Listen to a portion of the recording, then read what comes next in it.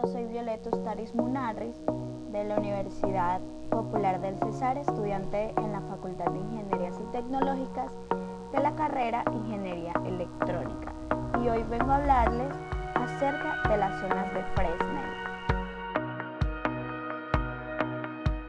Para el diseño de enlaces de comunicaciones inalámbricas, la orientación y la altura de las antenas es parte fundamental e importante para garantizar la calidad de la señal que llega del transmisor al receptor. Entre las consideraciones más importantes que se debe tener en cuenta para dicha altura se encuentran el alcance visual, la línea de vista y las zonas de Fresnel. El alcance visual entonces se refiere a la máxima distancia a la que pueden estar separados dos puntos antes de ser obstruidos por la curvatura terrestre, si se desea que se establezca entre ambos una comunicación en línea recta. Se puede determinar la distancia al horizonte mediante la siguiente ecuación. Distancia al horizonte va a ser igual a 3.61 por la raíz cuadrada de h, donde h es la altura de la antena.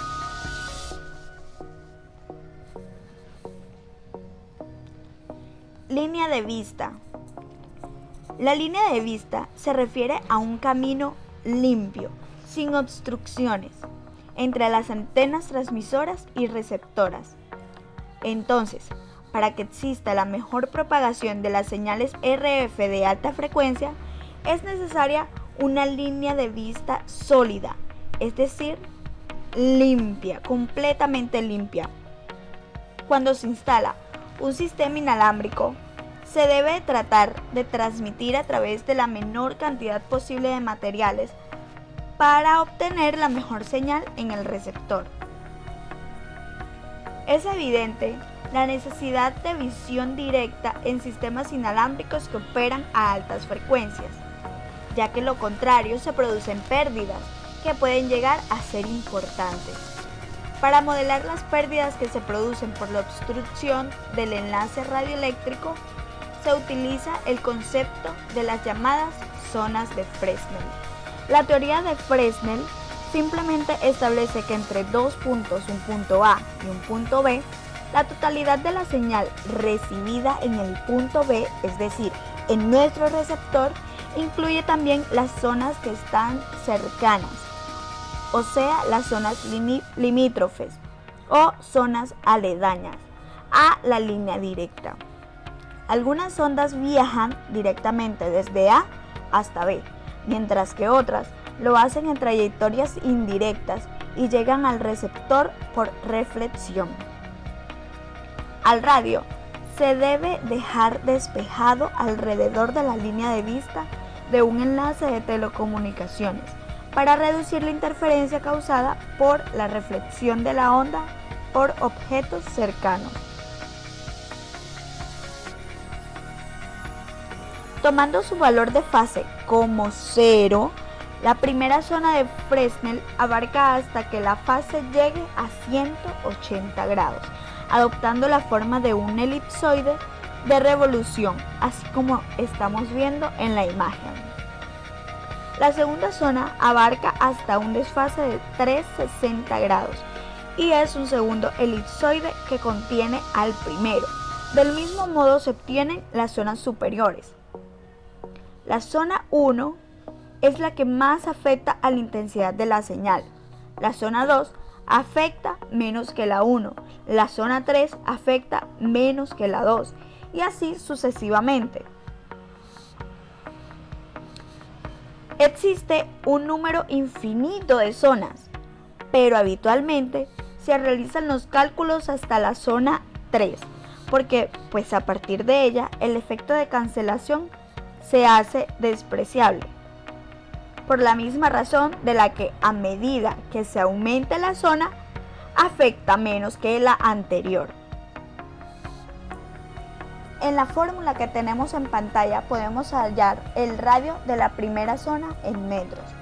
En la práctica, no es estrictamente necesario que la zona esté completamente despejada, Para redes inalámbricas, entonces nos conformamos con despejar al menos el 60% del radio de la primera zona de Fresnel, siendo el radio de la primera zona en metros igual a 17.31 por la raíz cuadrada de D1 por D2 sobre F por D, siendo D1 igual a la distancia del punto donde calculamos el valor de la zona a la antena emisora.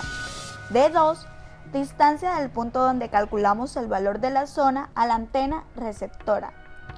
D, distancia total del enlace. Y F, frecuencia en megahertz. Pero, ¿cómo calculamos las zonas de Fresnel? Ya habíamos dicho que hay un número infinito de zonas, pero habitualmente se realizan los cálculos hasta la tercera zona, porque a partir de ella el efecto se hace despreciable. Entonces, las zonas de Fresnel va a ser igual a la raíz cuadrada de n por lambda por d1 por d2 sobre d1 más d2, donde n va a ser el número de la zona, es decir, 1, 2 y hasta 3. Lambda es la longitud de onda de la señal emitida. D1 es la distancia del punto donde calculamos el valor de la zona a la antena emisora. D2 es la distancia del punto donde calculamos el valor de la zona a la antena receptora. Cuando hablamos de obstáculos, pensamos en objetos, pero hay otra cosa más grande que también puede producir problemas, y esta es la Tierra. Si la distancia entre antenas es muy grande, la curvatura terrestre puede interferir en la señal de varias maneras. Primera, aumentando la altura de los obstáculos intermedios. Segunda, curvando el haz electromagnético como consecuencia de la refracción troposférica. Y tercera, convirtiéndose ella misma en un obstáculo. Para este tipo de problemas tenemos un factor corrector que va a ser igual a D1 por D2 sobre 2KA, donde D1 y D2 es la distancia del punto donde calculamos el valor de la zona de la antena emisora y receptora respectivamente. K es la constante de la Tierra física, habitualmente 4/3. A es el radio de la Tierra de 6.370 kilómetros. Y F pues va a ser nuestro factor corrector. Bueno, para entender un poco más el tema, acá les traigo un ejercicio de aplicación que dice así. Se desea realizar un enlace inalámbrico de 1.400 metros desde dos torres contraventadas de 10 metros cada una para la transmisora y receptora. A los 700 metros en la línea de vista del enlace a crear, el técnico observa un colegio a una altura de 7.1 metros, quedando 3.9 metros de zona despejada como línea de vista. El técnico está en la duda de realizar el enlace a 2.4 GHz o 5 GHz. ¿Qué factor debe considerar para realizar este enlace inalámbrico?